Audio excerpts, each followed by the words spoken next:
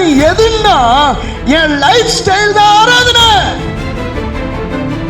என் life style, என் வாழ்க்கை முறைதான் ஆராதனையாய் மாற வேண்டும்.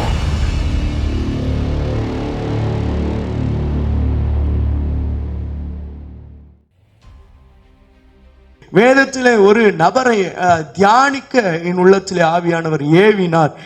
ஏவினபடினால அந்த வார்த்தையை நான் அதை திருப்பி பார்க்கும் பொழுது என்னை ஆச்சரியப்படத்தக்க வகையில அந்த நபருடைய வாழ்க்கையை ஆண்டவர் ஒரு 2 வசனத்திற்குள்ளே சுருக்கமாக எழுதி முடித்து விட்டார்.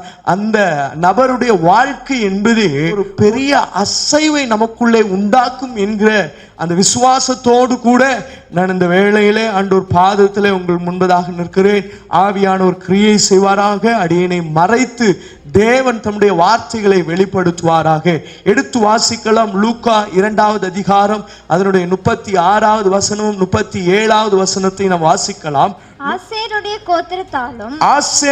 கோத்திரத்தாலும் பானுவேலின் குமாரத்தியும் ஆகிய அன்னாள் என்னும் ஒரு தீர்க்கதரிசி இருந்தாள். அவள் கன்னி பிராயத்தில் விவாகமான முதல் 7 வருஷம் புருஷனுடனே வாழ்ந்தவளும் அதிக வயது சென்றவளுமாயிருந்தாள். ஏறக்குறைய 84 வயதுள்ள அந்த விதவை தேவாலயத்தை விட்டு நீங்காமல் இரவும் பகலும் உபவாசித்து ஜெபம் பண்ணி ஆராதனை செய்து கொண்டிருந்தாள். அவளும் அந்நேரத்தில் போதும். ஹல்லேலூயா. நன்றாய் புரிந்து கொள்ள வேண்டும். இந்த வார்த்தையின் மூலம் கர்த்தர் நம்மோடு கூட இடைபடும்படி நீங்கள் ஜெபத்தோடு கூட காத்திருப்பீர்கள். ஆனால் நிச்சயம் கர்த்தர் நம்மோடு கூட பேசுவார். இந்த வேதத்திலே வாசித்த அந்த நபரை கொஞ்சம் தியானிக்கும் போது எனக்கு ஆச்சரியமா இருந்தது. ஏனென்றால் அந்த ஸ்திரியை குறித்து வேதம் அவ்வளவு அழகான ஒரு டெஸ்டிமனியை கொடுக்கிறது, ஒரு சாட்சியை கொடுக்கிறது. அது என்னை வியக்க வைத்தது. இப்படி போல ஒரு சாட்சியை தேவன் நமக்கும் தந்தருள்வாராக. ஹல்லேலூயா. வசனம் சொல்லுகிறது, அவளுடைய கோத்திரம் வரையிலும் இழுத்து அவள் யாருடைய குமாரத்தி என்பது வரையிலும் அறிமுகப்படுத்தி ஆண்டவர் கனத்தை கொடுக்கிறார் என்றால் அவள் தேவன் மேல் வைத்திருந்த அந்த அன்பின் அடையாளமே, தேவனுக்காய் அவள் வாழ்ந்த வைராக்கியத்தின் வாழ்க்கையின் அடையாளமே அது என்பதை நான் இந்த வேளையில உங்கள் மத்தியிலே பகிர்ந்து கொள்ள விரும்புகிறேன். நன்றாய் புரிந்து கொள்ள வேண்டும். வசனம் சொல்லுகிறது, ஆசேருடைய கோத்திரத்தாலும் பானுவேலின் குமாரத்தியுமாகிய அன்னாள் என்னும் ஒரு தீர்க்கதரிசி என்று அந்த ஸ்திரியை குறித்து தேவன் அடையாளப்படுத்துகிறார். அவள் விதவை என்றாலும் கூட விதவை என்பதை முதலாவது அடையாளப்படுத்தாமல் அவள் தேவனுடைய தீர்க்கதரிசி என்று அடையாளப்படுத்துகிறார். பரலோகம் உன்னையும் என்னையும் பார்க்கும் போது எப்படி பார்க்கும் என்றால் தேவ திட்டத்திற்குரியதை தான், தேவ திட்டத்திற்குரிய காரியத்தை தான் முதலாவது வைத்து பார்க்குமே தவிர உலகத்தின் காரியத்தை முதலாவது வைக்கவே வைக்காது. நன்றாய் புரிந்து கொள்ள வேண்டும். ஆண்டவர் அன்னாளை அடையாளப்படுத்தும் பொழுது அங்கே சொல்லுகிறார். என்ன சொல்லுகிறார் என்றால், இவள் தீர்க்கதரிசி, இவள் தேவனுடைய தீர்க்கதரிசி. இவளுடைய வாழ்க்கை என்பது அழகான ஒரு வாழ்க்கை அல்ல. இவளுடைய வாழ்க்கை என்பது கொஞ்சம் கடினமுள்ள ஒரு வாழ்க்கை தான். ஆனாலும் அவள் இருந்த இடம் எதுவென்றால் தேவனுடைய ஆலயம். ஹல்லேலூயா. நன்றாய் புரிந்து கொள்ள வேண்டும். திருமணமான 7 ஆண்டுகளில் தன் கணவனை இழந்தவள். திருமணமான 7 ஆண்டுகளில் தன் கணவனை இழந்த ஒரு ஸ்திரீ இரவும் பகலும் தேவாலயத்தை விட்டு நீங்காமல். புரிஞ்சுக்கணும், ஆராதனை எதுன்றதை நம்ம புரிஞ்சுக்கிட்டோம்னா நம்முடைய ஆராதனையில ஒரு மாற்றம் உண்டாகும். கத்தி ஆர்ப்பரிக்கிறது இல்ல ஆராதனை. 2 மணி நேரம் அல்லது 1 மணி நேரம் அப்படியே இன்ஸ்ட்ருமெண்ட் போட்டு பிளே பண்ணி ஒரு 4-5 பாட்டு பாடுறோம்ல, அதுவல்ல ஆராதனை. ஹல்லேலூயா. புரிஞ்சுக்கணும், எது ஆராதனை, எது ஆராதனை அப்படின்னு சொல்லி தியானிக்கும் பொழுது ஆண்டவர் ஒரு ஸ்திரீனுடைய வாழ்க்கையை எனக்கு முன்பாக நிறுத்தினார். இதுதான் ஆராதனை. ஹல்லேலூயா. ஆண்டவர் இடைப்படும் பொழுது சொன்னார், இதுதான் ஆராதனை, இதுதான் ஆராதனை, நான் விரும்புகிற ஆராதனை இதுதான். புரிஞ்சுக்கணும். அங்கே வேதம் சொல்லுகிறது, அவள் இரவும் பகலும். பாருங்க, முதல் 7 வருஷம் புருஷனோடு வாழ்ந்தவளும் அதிக வயது சென்றவளும். பாத்தீங்களா? புரிஞ்சுக்கணும். ஆராதனை என்பது இந்த உலக வாழ்க்கை இழந்ததுதான். அவளுக்கு நியாயமான வாய்ப்புகள் இருக்கு. நியாயமான வாய்ப்புகள் இருந்த போதும் அதை புறந்தள்ளிவிட்டு, நியாயமான வாய்ப்புகள் அவளுடைய வாழ்க்கையில இருந்த போதும் அதை நிராகரித்து விட்டு, என்ன நியாயமான அந்த வாய்ப்பு அப்படின்னு நீங்க கேட்டீங்கன்னா எடுத்து வாசிக்கலாம். 1 கொரிந்தியர் 7வது அதிகாரத்தினுடைய 39வது வசனத்தை நாம் வாசிக்கும் பொழுது, 1 கொரிந்தியர் 7வது அதிகாரத்தினுடைய 39வது வசனத்தை நாம் வாசிக்கும் பொழுது வாசிக்கலாம். மனைவியானவள் புருஷன் உயிரோடு இருக்கும் காலமளவும் பிரமாணத்தினால் கட்டப்பட்டிருக்கிறாள். என்ன பிரமாணம்? ஒருவனுக்கு ஒருத்தி என்கிற அந்த பிரமாணத்தினாலே தேவன் குடும்பத்தை உருவாக்கினார். ஆதியிலே தேவன் எப்படி குடும்பத்தை உருவாக்கினார் என்றால் ஆணும் பெண்ணுமாக உருவாக்கினார். இன்றைக்கு தலைமுறைகளும் சரி, இன்றைய கால ஜெனரேஷன் தலைமுறைகளும் சரி, கொஞ்சம் வித்தியாசமா தான் போகுது. தேவன் ஆணும் பெண்ணுமாகத்தான் மனிதனை உருவாக்கினார். தேவன் ஆணும் பெண்ணுமாகத்தான் குடும்பத்தை இணைத்தார். ஆனால் இந்த உலகமோ ஆண் ஆண் என்கிற பெண் பெண் என்கிற ஓரின சேர்க்கைக்கு இன்றைக்கு விருப்பமுற்றவர்களாக போய்கொண்டிருக்கிறது. அதை தேவன் அருவருக்கிறார். தேவனுடைய பார்வையில அது அருவருப்பானது என்று வேதம் சொல்லுகிறது. ஆக பிரமாணம் என்பது என்ன? மனைவி உயிரோடு இருக்கிற காலம் மட்டும் புருஷனுக்கு அவள் உடன்பட்டு இருக்கிறாள், கட்டப்பட்டு இருக்கிறாள். அவள் வேறொரு நபர் மீது கண்ணோக்கமாய் இருக்கக்கூடாது என்பதுதான் தேவனுடைய பிரமாணம். தேவனுடைய பிரமாணம் என்பது அந்த ஸ்திரீ உயிரோடு இருக்கும் மட்டும், அல்லது கணவன் உயிரோடு இருக்கும் மட்டும் அந்த பிரமாணம் என்பது அவர்களோடு இணைக்கப்பட்டு இருக்கிறது. இந்த பிரமாணம் எப்ப பிரேக் ஆகுது அப்படின்னா, யாராவது ஒருவர் தவறும் பொழுது, இறக்கும் பொழுதுதான் அந்த பிரமாணம் பிரேக் ஆகுது. அல்லேலூயா. நல்லா புரிஞ்சுக்கணும். அவளுக்கு முன்பதாக, அன்னாள் என்கிற அந்த ஸ்திரீக்கு முன்பதாக இருந்த அந்த வாய்ப்பு என்னன்னு சொல்லி பவுல் கொரிந்து சபைக்கு எழுதும்போது வேதத்திலே வாசிக்கிறோம். என்ன வாய்ப்பு? மனைவியானவள் புருஷன் உயிரோடு இருக்கும் மட்டும் பிரமாணத்தினால் கட்டப்பட்டிருக்கிறாள். தன் புருஷன் மரித்த பின்பு தனக்கு இஷ்டமானவனாயும். புரியுதா? புருஷன் எப்பொழுது மரிக்கிறானோ அப்பதான் செகண்ட் மேரேஜ். டைவர்ஸ் ஒரு வேலைக்கே வேதாகமத்தில் இடம் இல்லை. டைவர்ஸ் வேலைக்கே வேதாகமம் அனுமதிக்கல. இன்றைக்கு டைவர்ஸ் பண்ற ஆட்கள் அது ஏன் டைவர்ஸ் பண்றாங்க அப்படின்னா, அந்த புரிந்து கொள்ளுதல் இல்லாததினாலே, புரிந்து கொள்ளுதல் இல்லாததினாலே, எதிர்கொள்ள திராணி இல்லாததினால டைவர்ஸ் என்கிற காரியம். ஆனால் வேதம் சொல்லுகிறது டைவர்ஸ்க்கெல்லாம் இங்க அலோடே கிடையாது. அல்லேலூயா. ஆனா வேதம் சொல்லுகிறது புருஷன் உயிரோடு இருக்கிற நாள் வரையிலும் அந்த பிரமாணத்திலே கட்டப்பட்டு இருக்கிறாள். அவன் மரித்த போது, அவன் மரிக்கும் பொழுது அந்த பிரமாணத்தினின்று விடுதலையாகி வேறொருவனை அவள் என்ன பண்ணலாம் அப்படின்னா விவாகம் பண்ணி கொள்ளலாம். புரிஞ்சுக்கிங்க. இப்படிப்பட்ட ஒரு வாய்ப்பு அந்த அவளுடைய பிராயத்திலே, அந்த வாலிப வயதிலே அன்னாளுக்கு இருந்த போதும், புரிஞ்சுக்கணும், இப்படிப்பட்ட அழகான ஒரு வாய்ப்பு அன்னாளுக்கு முன்பதாக இருந்த போதிலும் அவள் அதை புறந்தள்ளினாள். அல்லேலூயா. என்ன ஆச்சரியப்பட வச்சுச்சு, ஆச்சரியப்பட வச்சுச்சு. 7 வருஷம் தான் புருஷனோடு வாழ்ந்திருக்கிறான். அந்த 7 வருஷம் தூக்கி எறிஞ்சிட்டு எனக்கு தேவன் மாத்திரம் போதும் என்று சொன்னவளாக கிட்டத்தட்ட எத்தனை வயது வரை அங்கே வேதம் சொல்கிறது என்றால், அவள் இயேசுவை தன் கரங்களிலே அந்த இயேசுவை பார்க்கும் பொழுது அவளுடைய வயது எத்தனை வயது என்று வேதம் சொல்லுகிறது என்றால் 84 வயது என்று சொல்லுகிறது. அதிக வயது சென்ற ஒரு பரிசுத்தவான். அல்லேலூயா. அதிக வயது சென்ற ஒரு பரிசுத்தவான். 7 வயது தனக்கு முன்பதாக இருந்த அந்த அருமையான ஆப்பர்ச்சுனிட்டியை தூக்கி எறிஞ்சிட்டு எனக்கு தேவன் மட்டும் போதும். அல்லேலூயா. அவள் நினைச்சிருந்தா வேற திருமணம் பண்ணி இருக்கலாம், வாலிப வயது நினைச்சிருந்தால் வேற திருமணம் பண்ணிருக்கலாம், உலக காரியங்களாய் வாழ்ந்திருக்கலாம். ஆனால் 7 வயதுல 7 வருடத்துல தன் கணவனை இழந்த அந்த அன்னாள் என்கிற ஸ்திரீ நேர தேவனை நோக்கி போனாள். ஏனென்றால் எனக்கு இன்னொரு நாயகர் தேவையில்லை, என் நாயகர் நீர்தான் ஆண்டவரே, என் நாயகர் நீர்தான் ஆண்டவரே என்று சொல்லி ஆண்டவர் சமூகத்தில் வேதம் அன்னாளை குறித்து சாட்சி கொடுக்கும் பொழுது, அங்கே சாட்சி கொடுக்கிற அந்த 37வது வசனத்தை வாசிக்கும் பொழுது, ஏறக்குறைய 84 வயது உடையவளாகிய அந்த விதவை தேவாலயத்தை விட்டு நீங்காமல். எது ஆராதனை? எதுங்க ஆராதனை? வசனம் சொல்லுகிறது, அவள் தேவாலயத்தை விட்டு நீங்காமல் என்ன செஞ்சிட்டு இருக்கிறாளா? இரவும் பகலும் உபவாசித்து ஜெபம் பண்ணி என்ன பண்ணாளா? ஆராதனை செய்து கொண்டிருந்தாள். அல்லேலூயா. இதுதான் ஆராதனை, இதுதான் வர்ஷிப். 1 மணி நேரம் ஆடி பாடி குதிக்கிறதல்ல வர்ஷிப். இன்னைக்கு பைத்தியக்கார உலகமா போயிட்டு இருக்கு.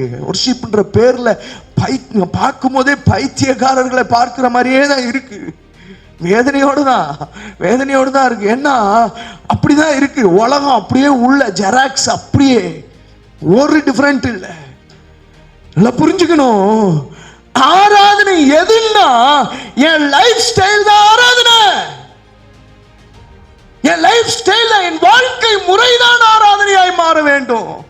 வசனம் எனக்குள்ள கிரியை செய்யணும். வசனத்திற்கு கீழ்ப்படிந்தவனாகி நான் வேதத்தோடு என் வாழ்க்கையை ஒப்பிட்டு பார்த்து பார்த்து வாழ பழகி கொள்ளும் பொழுது அதுதான் என்னுடைய வாழ்க்கையிலே ஆராதனையாய் மாறுகிறது.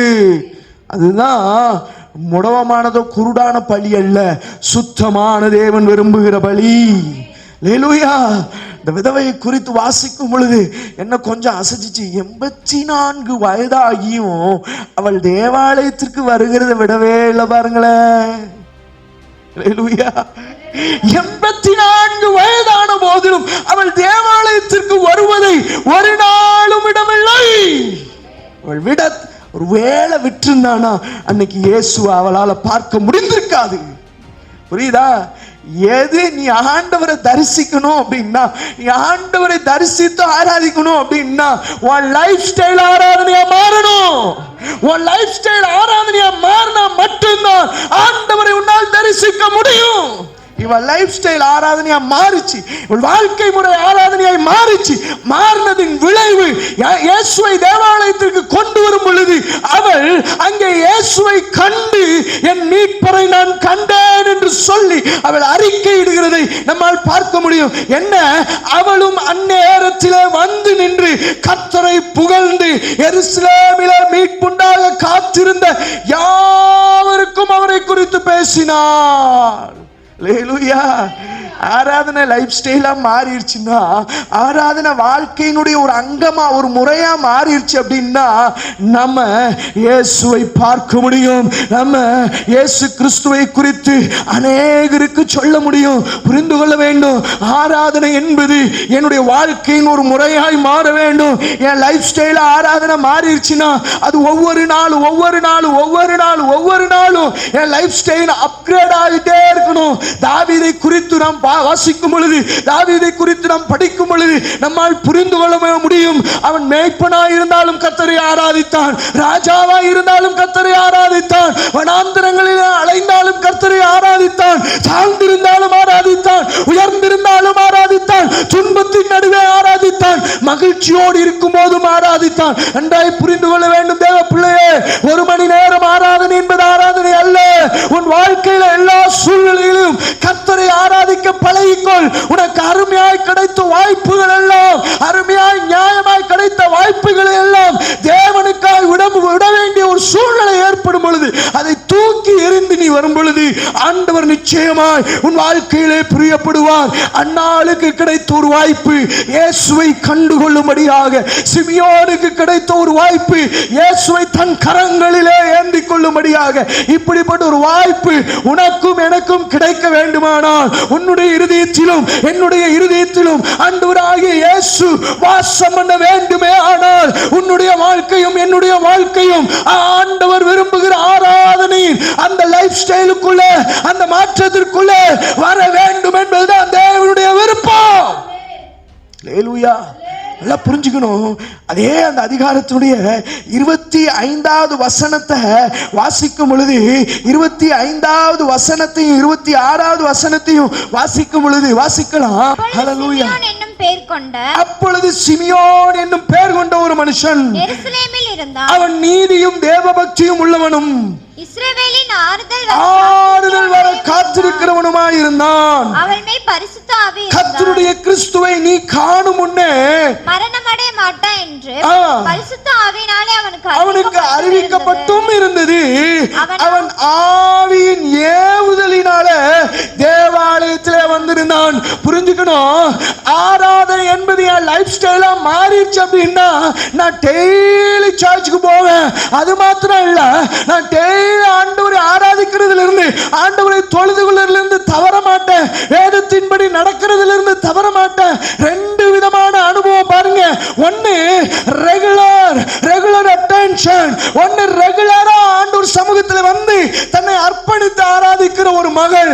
இன்னும் ஒரு மனிதர் தேவ ஆவியினாலே உந்தப்பட்டு ஆராதனை என்பது என்னுடைய வாழ்க்கையின் ஒரு முறையாய் அங்கமாய் மாறிவிட்டால் நான் ஆவியிலும் ஏவப்படுவேன், நான் உற்சாகமாய் என்னை அர்ப்பணிப்பேன். நன்றாய் புரிந்து கொள்ள வேண்டும். சாக்கு போக்கு சொல்லுகிற அனுபவம் என் வாழ்க்கையில வரவே கூடாது. அதனாலதான் சங்கீதத்திலே வாசித்தோம் அல்லவா, அவர்களின் கர்த்தருடைய ஆலயத்திற்கு போவோம் வாருங்கள் என்று சொன்ன போது நான் மகிழ்ச்சியாயிருந்தேன். காரணம் என்ன தெரியுமா? ஆராதனை என்பது என் வாழ்க்கையில் ஒரு அங்கம். ஆராதனை என்பது என் வாழ்க்கையில ஒரு ஸ்டைல். அதை நான் ஒரு நாள் நான் மாற்ற மாட்டேன். அது என் லைஃப் ஸ்டைல எக்காரணத்திற்கு கொண்டு இந்த உலகத்திற்காய் நான் விட்டுவிட மாட்டேன். ரிமண தரவல் அதுடரசே. ஆராதனை என்று பெயரில் அலங்கோலமான காரியங்களை கர்த்தர் அருவருக்கிறார். ஆராதனை என்கிற பெயரிலே அலங்கோலமான வீண் செலவுகளையும் கர்த்தர் அருவருக்கிறார். தேவ பிள்ளையே, இந்த கடைசி நாட்களில் தேவனை முழு இருதயத்தோடும் உண்மையோடும் அவர் விரும்புகிற பரிசுத்தத்தோடும் ஆராதிக்கிற ஒரு கூட்டத்தை ஆண்டவர் விரும்புகிறார். அந்த கூட்டம் எழும்பும். அந்த கூட்டம் தேவனுக்காய் வைராக்கியமாய் நிற்கும். அந்த கூட்டம் தேவனுக்காய் வைராக்கியமாய் எழும்பி ஆராதனையை வாழ்க்கை முறையாய் மாற்றும். ஹல்லேலூயா. நன்றாய் புரிந்து கொள்ள வேண்டும். தேவ பிள்ளையே, வாய்ப்புகள் பல வரலாம். உன் ஆராதனையுடைய வாழ்க்கையின் ஒரு ஆராதனை முறையை கெடுப்பதற்கு வாய்ப்புகள் பல வரலாம். நியாயமான வாய்ப்புகள் கூட வரலாம். அதை நீ ஆண்டவருக்காக புறந்தள்ளினாயானால், ஆண்டவருக்காய் வெறுத்து ஒதுக்கினாயானால் உன் வாழ்க்கை முறையிலே ஆண்டவர் பிரியப்படுவார். நன்றாய் புரிந்து கொள்ள வேண்டும். என் ஒவ்வொரு நாள் வாழ்க்கையும் ஆண்டவருக்கு பிரயோஜனம் உள்ள சுகந்த வாசனையான பலியா மாறணும் அப்படின்னா என் வாழ்க்கை ஆராதனையா மாறணும். அல்லேலூயா. நல்லா புரிஞ்சுக்கிங்க, நல்லா புரிஞ்சுக்கிங்க. 7 வயது அந்த ஆண்டுகள் மாத்திரம் தன் கணவனோடு வாழ்ந்த அந்த ஸ்திரீ, அவன் மரித்த பிற்பாடு கொஞ்சம் யோசிச்சு பாருங்க. புருஷன் மரித்த பிற்பாடு சமுதாயத்திலே அவளுக்கு எப்படியான நிகழ்வுகள் எல்லாம் நடைபெறும் என்பதை நாம் அறிந்ததுதான். அநேக வேதனைகளுக்குள்ளே, கண்ணீர்களுக்குள்ளே அவள் கடந்து வந்திருக்கலாம். அநேக பாடுகளுக்குள்ளே, உபத்திரவங்களுக்குள்ளே அவள் கடந்து வந்திருக்கலாம். கிறிஸ்துவுக்காய் நிற்கும் பொழுது, கிறிஸ்துவுக்காய் வைராக்கியமாய் வாழ நினைக்கும் பொழுது வசனம் சொல்லுகிறது, அன்றியும் தேவ பக்தியாய் நடக்க மனதாய் இருக்கிற யாவரும் துன்பப்படுவார்கள் என்று வசனம் சொல்லுகிறது.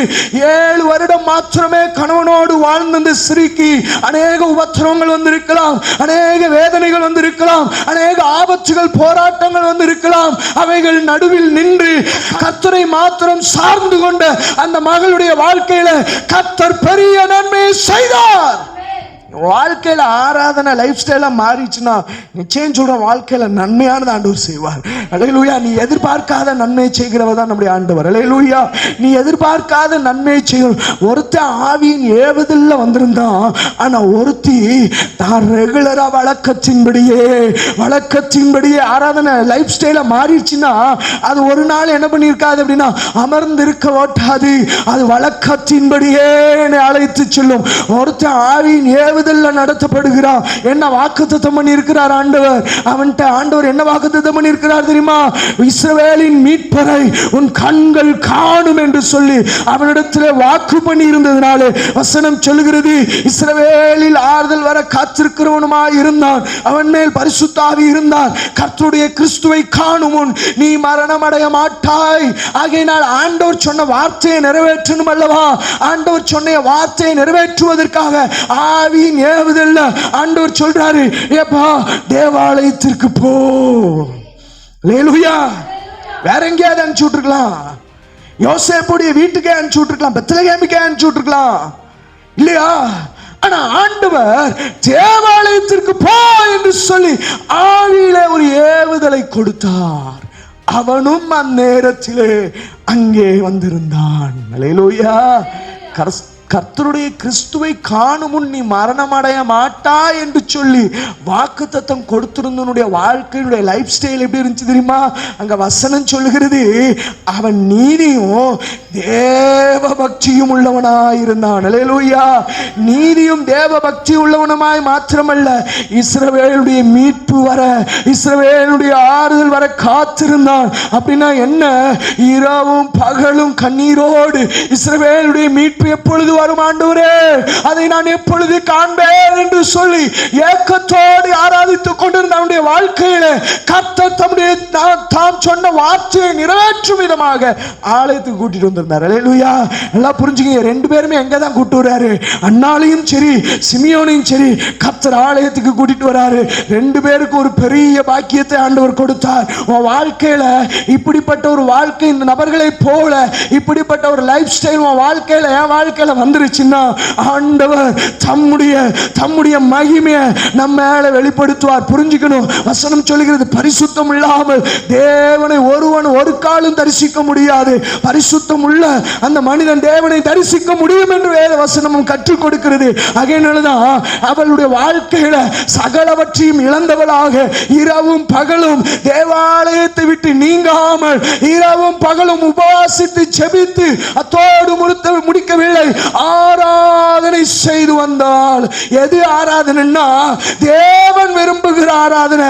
ஆராதனையில் ஆடம்பரம் இருக்கக்கூடாது. ஆராதனையில் என்ன இருக்கணும் தெரியுமா? ஆராதனையில் என்ன இருக்கணும் தெரியுமா? பரிசுத்தம் இருக்கணும். ஆராதனையில் ஆடம்பரம் அல்ல, ஆராதனையில் அலங்காரம் அல்ல, ஆராதனையில் பரிசுத்தம் தான் இருக்கணும்.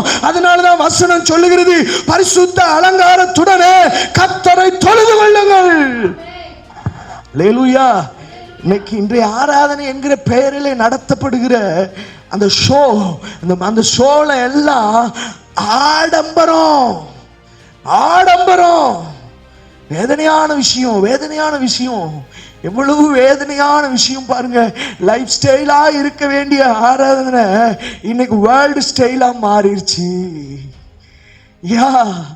நீயும் நானும் பலிபொருளா மாற வேண்டிய அந்த லைஃப் ஸ்டைல் ஆராதனை முறை இன்னைக்கு ஏதோ ஒரு கவர்ச்சிகரமான அல்லது ஆடம்பரம் மிகுந்த அல்லது ஏதோ ஒரு ஆண்டவர் அருவருக்கிற விஷயங்களாய் மாறி போனது. இதைத்தான் இஸ்ரவேல் ஜனம் மோசே சீனாய் மலையிலிருந்து இறங்கி வருவதற்கு தாமதமான போது அவர்கள் குடித்து புசித்து உட்காரவும் எழுந்து விளையாடவும் தொடங்கினார்கள் என்று வசனத்திலே சொல்கிறது. அதை ஆண்டவர் அருவருத்தார், அதை ஆண்டவர் அங்கீகரிக்கவில்லை. அல்லேலூயா. ஆராதனையில பரிசுத்தம் இருக்கணும்பா. ஆராதனையில தேவன் விரும்புகிற ஒரு பரிசுத்த வாழ்க்கை இருக்கணும். அதை விட்டுட்டோம் அப்படின்னா ஆராதனை முறை ஸ்டைல் மாறிடுச்சுன்னா பலி அங்கீகரிக்கப்படாது. சங்கீதத்தினுடைய புத்தகத்துல 84வது அதிகாரத்தினுடைய 10வது வசனத்தை வாசிக்கும் பொழுது, சங்கீதம் 84:10 நாம் வாசிக்கும் பொழுது வாசிக்கலாம், 1000 நாளை பார்க்கிறோம் பிரகாரங்களில் செல்லும். புரியுதா? எது ஆராதனை? தேவனை தேடுகிற அனுபவம் என் உள்ளத்தில் எப்பொழுதும் பொங்கிக் கொண்டே இருக்க வேண்டும். அதுதான் ஆராதனை.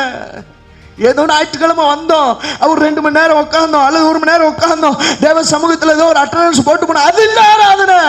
ஆராதனைக்கு போனீங்களா? போனேன். எங்க போனீங்க? சர்ச்சுக்கு போனேன். இல்ல, அது இல்ல ஆராதனை. இது ஒரு கூடுக, ஜஸ்ட் அவ்வளவுதான். இது ஒரு தேவன் ஏற்படுத்தி வைத்த கூடுக. அதனாலதான் ஆண்டவர் சொல்றார், சபை கூடி வருதலை கூடுகை. இது ஒரு கூடுக, கூடி வருதலை விட்டுறாதீங்க. ஆராதனை அந்த லைஃப் ஸ்டைல்ல ஒரு அங்கம் தான் சபை. புரிஞ்சுக்கணும், ஆராதனையினுடைய அங்கம் தான் சபை. அந்த சபைக்கு நாம் போகும் பொழுது நம்ம என்ன பண்ணிக்கிறோம்னா ரெனிவ் பண்ணிக்கிறோம், நம்மளை புதுப்பித்துக் கொள்ளுகிறோம். அல்லேலூயா. வசனத்தின்படி புதுப்பித்துக் கொள்ளுகிறோம். அந்த அங்கம் இல்லைன்னா லைஃப் ஸ்டைல் முழுமை அடையாது. அல்லேலூயா. புரிஞ்சுக்கணும். வீடுகள்ல ஆராதிக்கிறத தேவன் விரும்புகிறார் இல்ல, நான் என்ன சொல்றேன், நான் விரும்புறாரு இல்லைன்னு சொல்லல. ஆனால் சபை கூடி வருதலை விட்டுவிடக் கூடாது என்பதுதான் தேவனுடைய வார்த்தை. அதை மீற மாட்டார். புரிஞ்சுக்கணும், அதை மீற மாட்டாரு. நல்லா புரிஞ்சுக்கணும். அல்லேலூயா. அங்க வசனம் சொல்லுகிறது, 1000 நாளை பார்க்கிலும் உங்க பிரகாரங்கள்ல அந்த வர்றேன் பாத்தீங்களா, அதான் என் லைஃப் ஸ்டைலு. என் லைஃப் ஸ்டைல் எது தெரியுமா? அதுதான் என் லைஃப் ஸ்டைல். உன் பிரகாரத்துல உங்க சமூகத்துல வருகிறேன் பாருங்க, அதான் ஆண்டவரே, அதுதான் எனக்கு வேணும். வாசிக்கலாம் அந்த வசனத்தை. 1000 நாளை பார்க்கிலும் உமது பிரகாரங்களில் செல்லும், உமது பிரகாரங்களில் செல்லும் ஒரே நாள் நல்லது, ஒரே நாள் நல்லது.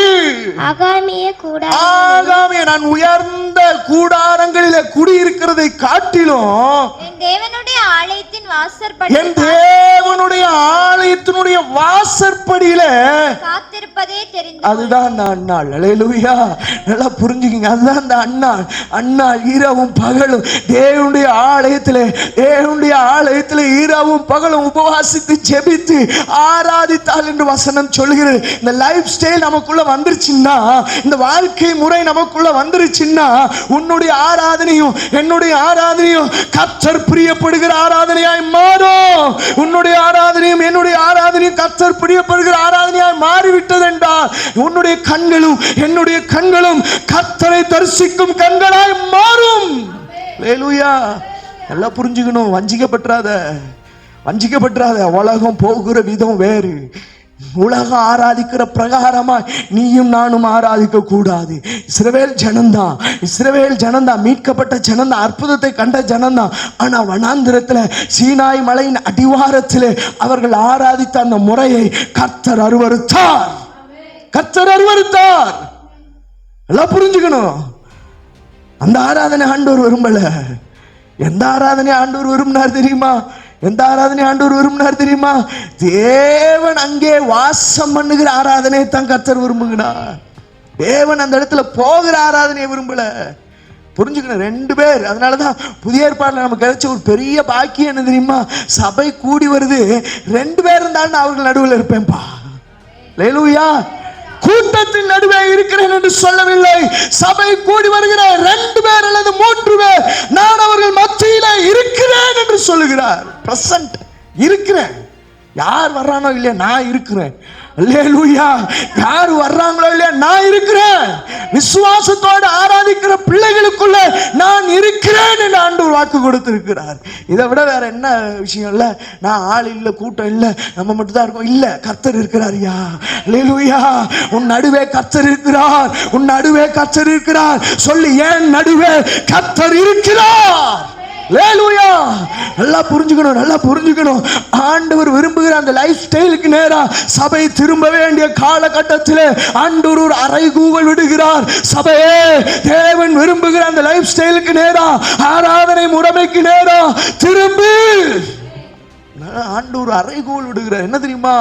பாபிலோன் நடுவே குடியிருக்கும் சியோன் குமாரத்தியே, அவைகளின் நடுவில் இருந்து நீ புறப்பட்டு போ. அல்லேலூயா.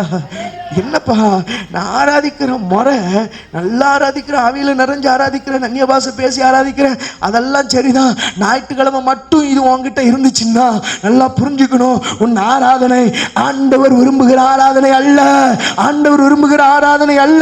உன் வாழ்க்கையும் அதோடு கலந்தா மாத்திரம்தான் ஆண்டவர் விரும்புகிற ஆராதனை. அதுதான் ஆண்டவர் விரும்புகிற ஆராதனை. அதனாலதான் பவுல் ரோம திருச்சபைக்கு எழுதும் போது அதை அழகா எழுதுகிறார். என்ன எழுதுகிறார் பவுல்? ரோம திருச்சபைக்கு எழுதும் போது ரோமர் 12வது அதிகாரத்தில் அதன் முதல் வசனத்தை நாம் வாசிக்கும் பொழுது, ரோமர் 12வது அதிகாரத்தினுடைய முதல் வசனத்தை வாசிக்கலாம். அப்படி இருக்க அப்படி இருக்க சகோதரரே, நீங்கள் உங்கள் சரீரங்களை, என்ன சொல்றாரு, நீங்கள் உங்கள் சரீரங்களை பரிசுத்தமும், என்னவா எப்பா லைஃப் ஸ்டைல் எது தெரியுமா? நீ ஆராதிக்கிற ஆராதனையில என்ன இருக்கணும் தெரியுமா? பரிசுத்தம் இருக்கணும். பரிசுத்தம் இருக்கணும். கோமாளித்தனமா பாடுகிற பாட்டு, உலகத்தை உள்ள கொண்டு வந்து அந்த லைஃப் ஸ்டைல், உலகத்தினுடைய லைஃப் ஸ்டைல உள்ள கொண்டு வந்து நீ பாடி ஆடி துதிக்கிறதெல்லாம் ஆண்டவருக்கு அருவருப்பு. ஆண்டவர் சொல்லுகிறார், அங்கே வேதத்தில் எழுதப்பட்டிருக்கிற அந்த வாக்கியத்தை வாசிக்கும் போது நம்மால் புரிந்து கொள்ள முடியும். என்ன சொல்றார் தெரியுமா? இப்படி இருக்க சகோதரரே, வாசிக்கிறோம் இல்லையா? இப்படி இருக்க சகோதரரே, நீங்கள் உங்கள் சரீரங்களை பரிசுத்தமும் தேவனுக்கு பிரியமுமான, என்னவா தேவனுக்கு பிரியப்படணும். என் சரீரத்துல பரிசுத்தம் இருக்கிறது மாத்திரமல்ல, அது தேவனுக்கு பிரியப்படுகிற வண்ணமா இருக்கணும். அல்லேலூயா. நல்லா புரிஞ்சுக்கிங்க, நல்லா புரிஞ்சுக்கிங்க, நல்லா புரிஞ்சுக்கிங்க. எனக்கு ஒரு பொருள் சாப்பிட்றதுக்கு பிடிக்கலாம் இல்லையா? ஏதோ ஒரு பொருள் சாப்பிட்றதுக்கு பிடிக்கலாம். ஆனா அந்த பொருள் கரை உள்ளதாகவோ அழுக்காகவோ இருந்துச்சுன்னா அதை நான் சாப்பிடுவேனா? அசுத்தமா இருந்தா சாப்பிடுவேனா?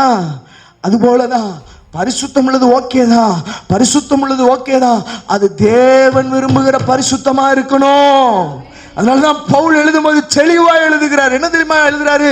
ஆவியானவர் பவுலை கொண்டு எழுதும் போது அங்கே அவ்வளவு அழகா எழுதுகிறார். இப்படி இருக்க சகோதரரே, உங்கள் சரீரங்களை பரிசுத்தமாகவும் தேவனுக்கு பிரியம் உள்ளதாகவும் ஜீவ பலியாக ஒப்பு கொடுக்க வேண்டும். மூணாவது, ஜீவ பலியா ஒப்பு கொடுக்கணும்பா. ஜீவ பலியா ஒப்பு கொடுக்கணும். இன்றைய தேவை ஆர்ப்பாட்டங்கள் அல்ல, இன்றைய தேவை ஆடம்பரங்கள் அல்ல, இன்றைய தேவை அர்ப்பணிப்பு மிகுந்த தாழ்மையுள்ள ஒரு ஆராதனை, பரிசுத்தம் உள்ள ஒரு ஆராதனை, தேவன் விரும்புகிற ஒரு ஆராதனை. அல்லேலூயா. வாசிக்கும் போது, தொடர்ந்து வாசிக்கும் பொழுது, தேவனுடைய இரக்கங்களை முன்னிட்டு வேண்டிக்கிறேன். ஏன்னா எனக்கு தெரியும் கடைசி நாட்களில் ஒரு மாற்றம் உண்டாகும்.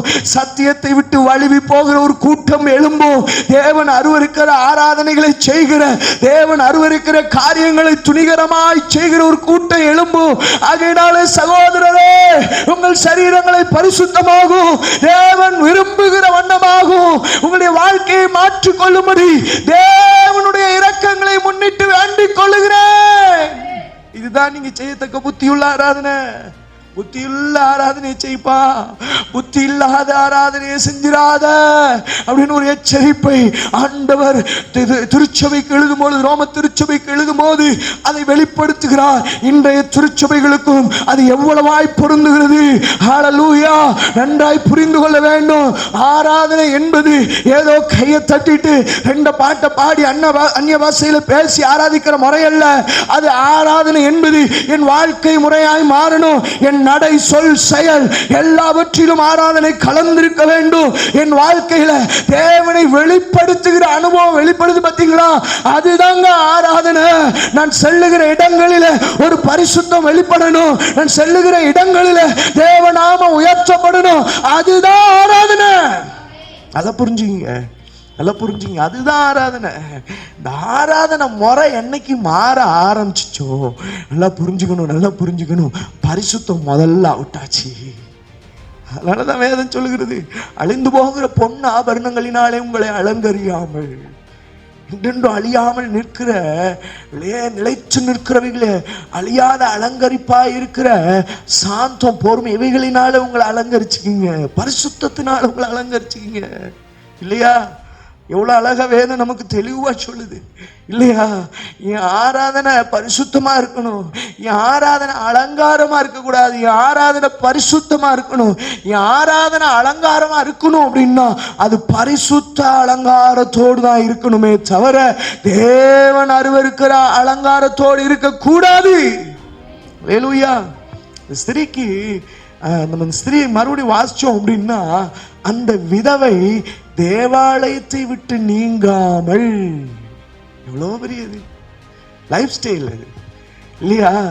அன்னைக்கு தேவன் நிர்ணயம் பண்ண சட்டம் என்னன்னா, தேவாலயத்துக்கு போய் ஜெபிக்கிறது ஒரு பெரிய ஆசீர்வாதம். உண்மை, இன்னைக்கும் அதுதான்.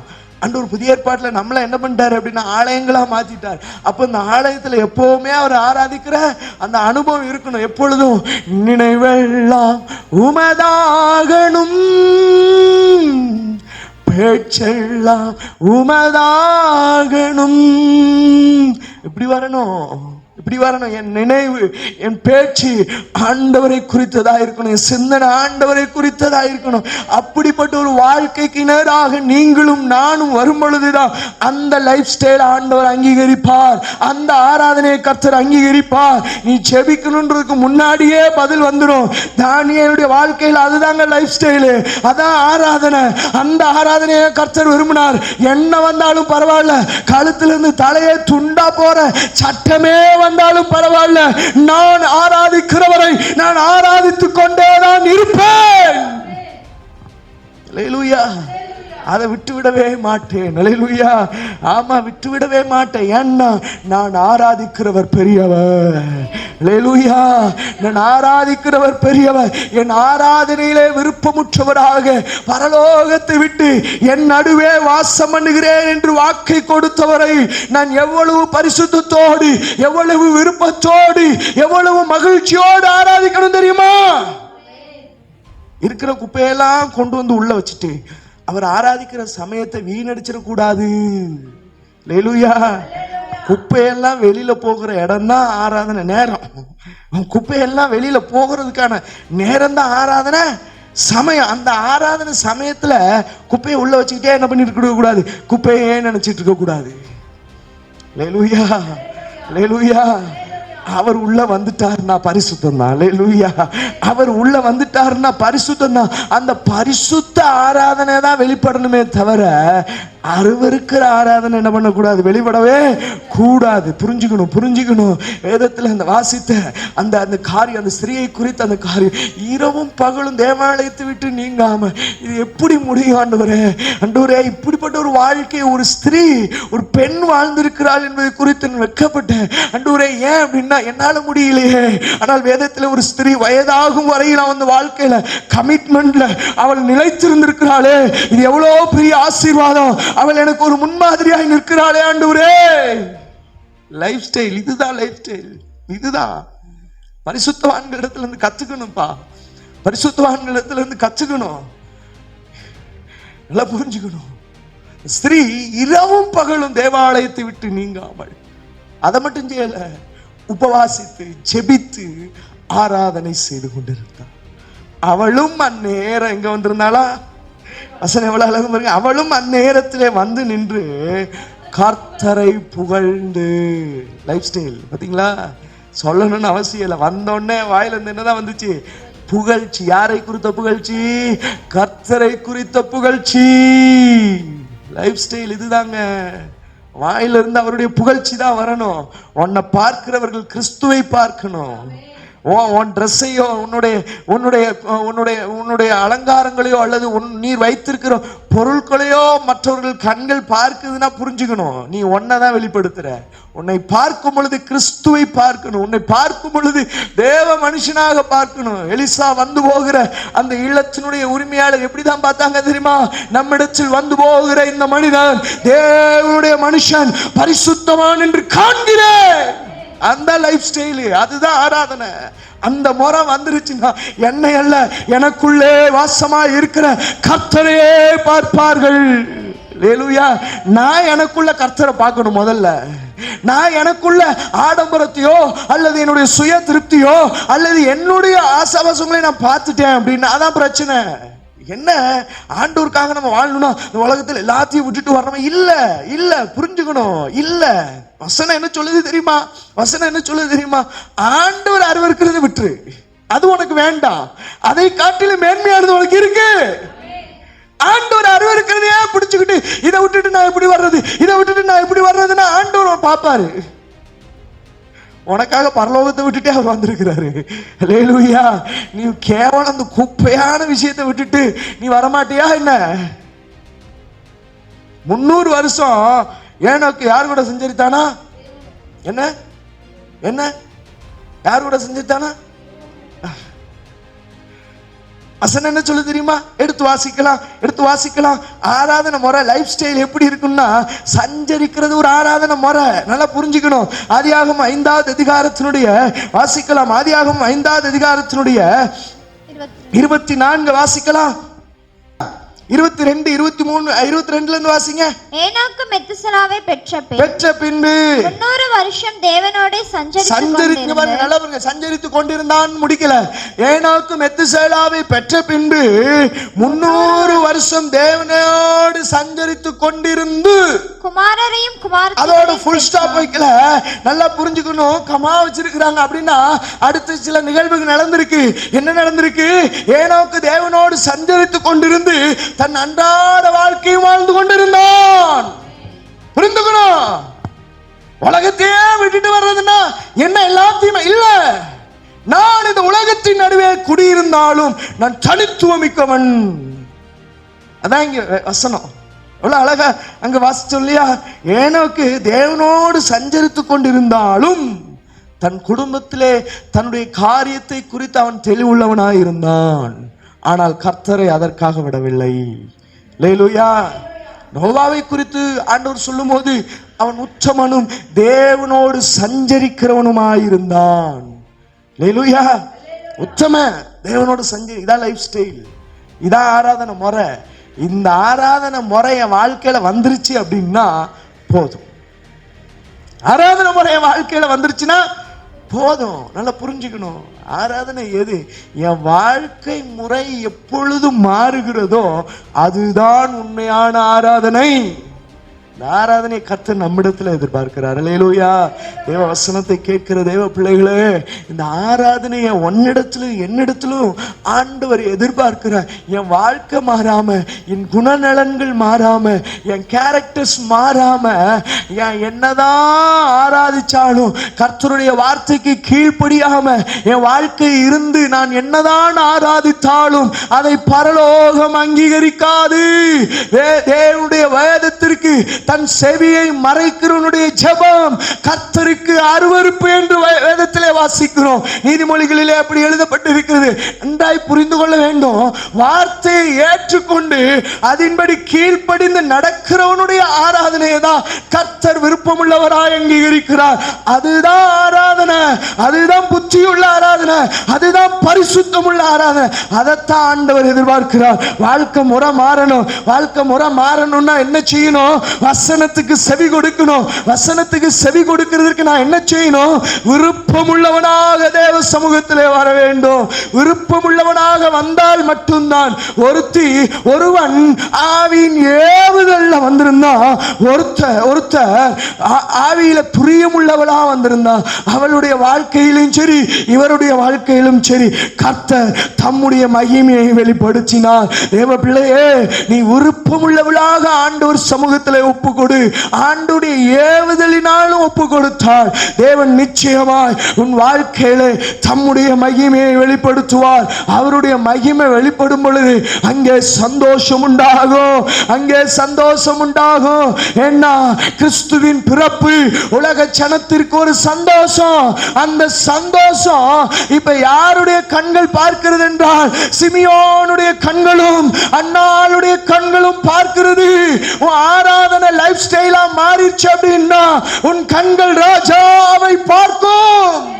அல்லேலூயா. கண்கள் ராஜாவை பார்க்கும். ஒப்பு கொடுத்தவர்களாக தேவ சமூகத்தில் ஒப்பு கொடுத்தவர்களாக, ஆண்டவரே என் வாழ்க்கை ஸ்டைல் மாறட்டும், ஆண்டவரே என் லைஃப் ஸ்டைல் மாறட்டும், ஆண்டவரே என் லைஃப் ஸ்டைல் மாறட்டும். எல்லாம் முழங்கால் படியிட முடிந்தவர்கள் முழங்கால் படியிட்டு தேவ சமூகத்தில் ஒப்பு கொடுத்தவர்களாக என் வாழ்க்கை முறை மாறட்டும், ஆண்டவரே. ரிமன தடர சந்த ரேகலாதட அந்துரே மனதுட ரபலா தரல தடரஸ். என் லைஃப் ஸ்டைல் மாறட்டும், ஆண்டவரே. ஏதோ ஆராதிக்கிறேன், ஏதோ வந்து போகிறேன், ஏதோ இருக்கிறேன், ஏதோ செபிக்கிறேன், ஏதோ வேதத்தை வாசிக்கிறேன், எப்படி என்று இல்லாமல் ஆண்டவரே முழு இருதயத்தோடு, முழு அர்ப்பணிப்போடு, முழு பிரியத்தோடு ஆராதிக்க உதவி செய்ய ஆண்டவரே.